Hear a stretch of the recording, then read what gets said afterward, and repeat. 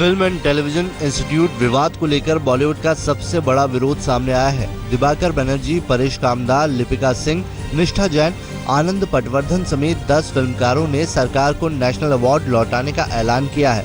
अपने राष्ट्रीय film award लौटाने के पीछे कारण ये बताया गया कि कुलवर्गी जैसे तर्कशास्त्रियों को मार डाला जाता है, तो दूसरी तरफ FTII में तमाम विरोध के बावजूद सरकार गजेंद्र चौहान को चेयरमैन बनाकर रखती है। उधर FTII छात्रों ने गजेंद्र चौहान को चेयरमैन बनाए जाने के फैसले के खिलाफ 139 दिन पुरानी भूख हड़ताल खत्म कर दी। गजेंद्र चौहान ने छात्रों के इस फैसले का स्वागत किया, लेकिन छात्रों का कहना है कि वो नई और बढ़ी हुई ताकत के साथ फिर से विरोध करेंगे और उनका आंदोलन नई सूरत में सामने आएगा। शिवसेना अध्यक्ष उद्धव ठाकरे की तरफ से बीजेपी पर तीखे हमले जारी हैं।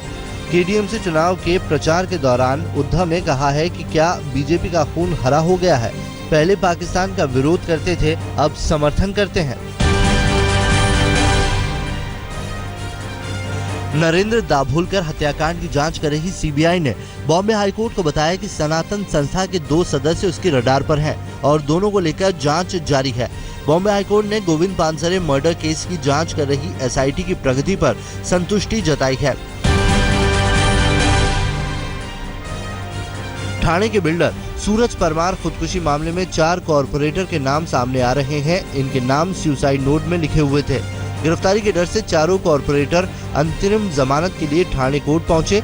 याचिका दायर करने वालों में कांग्रेस के विक्रांत चव्हाण, MNS से निलंबित सुधाकर चव्हाण, NCP के नजीब मुल्ला और हनुमंत जगदाले शामिल हैं। कोर्ट सुधाकर चव्हाण की याचिका पर आज और बाकी तीनों की याचिका पर 31 अक्टूबर को सुनवाई करेगा। शीना बोरा हत्याकांड के आरोपी इंद्राणी मुखर्जी फिर अस्पताल में है। जेल सूत्रों के मुताबिक इंद्राणी को तेज बुखार है। डॉक्टरों को शक है कि इंद्राणी को डेंगू हो सकता है। खराब तबीयत के चलते इंद्राणी को भाईकला जेल से JJ अस्पताल में शिफ्ट कर दिया गया है। मुंबई में बिना पासपोर्ट वीजा के रह रहे 2 बांग्लादेशियों को गिरफ्तार कर फर्जीवाड़े के नेटवर्क का खुलासा हुआ। पुलिस ने यवतमाल में बांग्लादेशी नागरिक के लिए जाली प्रमाण पत्र बनाने वाले 2 दलालों को गिरफ्तार किया है। पुलिस के मुताबिक ये लोग 3000 रुपए में फर्जी कागजात बनाते थे। महाराष्ट्र में दाल जमाखोरों के खिलाफ चल रही कार्रवाई जारी है। अब तक 67,000 टन दालें जब्त की जा चुकी हैं। ठाणे में क्राइम ब्रांच ने 138 गोदामों पर छापा मारा और करीब 120 करोड़ रुपए की दाल जब्त की। दुबई, तंजानिया से आयात की गई दाल 1 महीने से छुपाकर यहां रखी गई थी। इस मामले में 3 व्यापारियों के खिलाफ केस दर्ज हुआ है।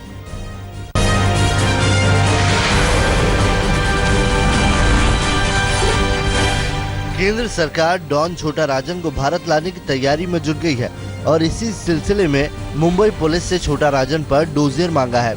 छोटा राजन के खिलाफ 70 से 72 मामले दर्ज हैं और इसी बारे में अब सारी डिटेल जल्द ही केंद्र सरकार को सौंपी जाएगी।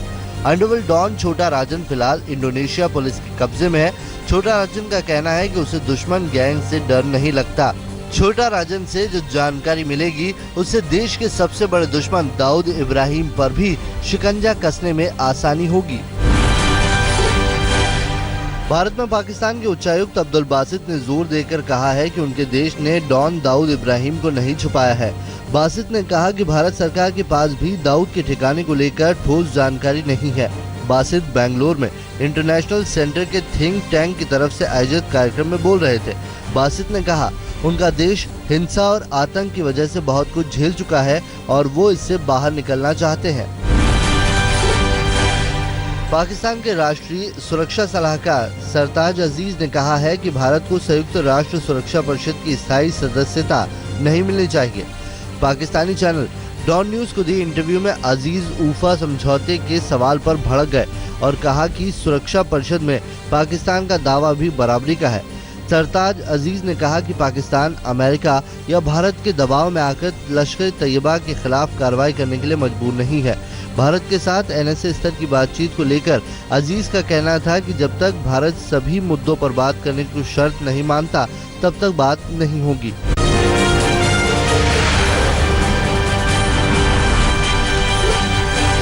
केंद्रीय गृह मंत्रालय ने केरल भवन में गोमांस की अफवाह पर दिल्ली पुलिस को क्लीन चिट दी है। गृह मंत्रालय ने माना है कि इस मामले में दिल्ली पुलिस ने कोई गलती नहीं की और पीसीआर कॉल आने पर पुलिस ने रूटीन के तहत मौके पर पहुंचकर मामले का संज्ञान लिया था।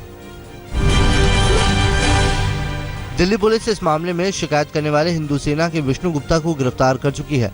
केरल के मुख्यमंत्री ओमान चांडी ने फिर दिल्ली पुलिस की कार्रवाई को गलत ठहराया है। दिल्ली हाईकोर्ट ने राजधानी में भूकंप से निपटने की तैयारियों पर केंद्र और राज्य सरकार से 2 हफ्ते में जवाब मांगा है।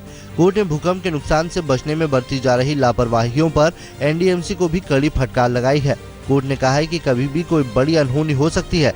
क्या हमने नेपाल और पाकिस्तान में हुई त्रासदी से कोई सीख नहीं ली? दिल्ली में सफाई कर्मचारियों की हड़ताल से फैल रही गंदगी पर एनजीटी ने चीफ सेक्रेटरी और सभी एमसीडी को नोटिस भेजा है और 30 अक्टूबर तक इस पर जवाब मांगा है। इसी बीच दिल्ली हाईकोर्ट ने आदेश दिया है कि कोई भी यूनियन दिल्ली में सफाई कर्मियों को उनका काम करने से नहीं रोके। दिल्ली सरकार की कमाई इस साल अब भगवान भरोसे है। जिस वैट से दिल्ली के कुल बजट यानी कि 41,000 करोड़ का आधा से ज्यादा हिस्सा आने की उम्मीद थी, सरकार वहीं मुश्किल में दिख रही है। कई बार ट्रेड और टैक्स विभाग के कमिश्नर बदले जाने के बाद और यहां तक कि पेट्रोल डीजल पर वैट बढ़ाने के बावजूद सरकार के खजाने में अब तक सिर्फ 9,000 करोड़ रुपए ही आए हैं। नॉन नेट स्कॉलरशिप को बंद करने को लेकर यूजीसी के सामने प्रदर्शन कर रहे छात्रों पर लाठीचार्ज के मामले में दिल्ली पुलिस का झूठ सामने आ गया है। इस मामले में छात्र संगठनों ने आरोप लगाया है कि पुलिस ने उन पर लाठीचार्ज किया है, जबकि पुलिस ने इससे इनकार कर दिया। पुलिस के दावे को खारिज करते हुए छात्र संगठनों ने एक वीडियो जारी किया है जिसमें पुलिस छात्रों से मारपीट करती हुई नजर आ रही है। फेसबुक के सीईओ मार्क जकरबर्ग ने दिल्ली आईआईटी में टाउन हॉल में छात्रों के सवालों के जवाब दिए। जवाब सुनने आईआईटी दिल्ली में छात्रों का बड़ा हुजूम मौजूद था। करीब 1000 छात्रों के साथ शिक्षक और युवा उद्योगपति भी थे। मार्क जकरबर्ग का ये दूसरा भारत दौरा है। ईस्ट दिल्ली नगर निगम के शिक्षकों ने सैलरी न मिलने पर जमकर प्रदर्शन किया। ईडीएमसी दफ्तर के बाहर ये टीचर इकट्ठा हुए और जमकर नारेबाजी की। इनका कहना है कि उन्हें 2 महीने से तनख्वाह और एरियर दोनों नहीं मिला है। शिक्षकों का ये भी कहना है कि जब तक इनकी मांगे नहीं मानी जाती तब तक वे अपना विरोध प्रदर्शन जारी रखेंगे। बाहरी दिल्ली के अलीपुर में दाल के गोदाम में फूड एंड सप्लाई डिपार्टमेंट ने छापा मारा। गोदाम में लगभग 550 क्विंटल दाल का स्टॉक था, लेकिन गोदाम मालिक के पास कोई भी रसीद मौजूद नहीं थी। खाद्य एवं आपूर्ति विभाग ने सारा माल जब्त कर लिया है। दिल्ली के आनंद विहार बस अड्डा में किन्नरों का प्रवेश करने पर रेहड़ी पटरी वालों ने उनकी जमकर पिटाई कर दी। इस झड़प में कई किन्नर घायल हो गए। दरअसल बस अड्डे में किन्नरों के आने पर पाबंदी लगा दी गई थी। उधर किन्नरों का कहना है कि वो बस पकड़ने के लिए आए थे, जब 40-50 लोगों ने उन पर हमला कर दिया। दिल्ली पुलिस ने आनंद विहार बस अड्डे पर तस्करी कर ले जा रहे 123 कछुए के बड़े खेप को पकड़ा है। पुलिस ने कछुए ले जा रही महिला को भी गिरफ्तार कर लिया है। वाइल्ड लाइफ इंस्पेक्टर ने पुलिस को बताया कि पकड़ा गया कछुआ इंडियन सॉफ्ट शेल टर्टल है, जिसे बिना लाइसेंस के बेचना अपराध है।